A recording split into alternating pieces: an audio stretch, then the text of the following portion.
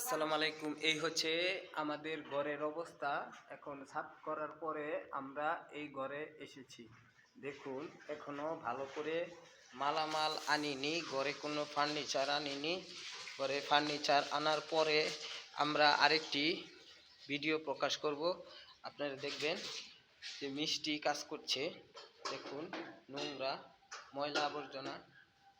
আর এই ঘরে আজকে আমার যাওয়া নিষেধ, কারণ এই ঘরটা মাত্র পরিষ্কার করছে। দেখুন, ঘরে কিছুই নেই, কিছুই নেই ঘরে, শুধু ফ্যান লাগানো হয়েছে, যে হাঁড়ি পাতিলগুলো এইভাবে রাখা হয়েছে।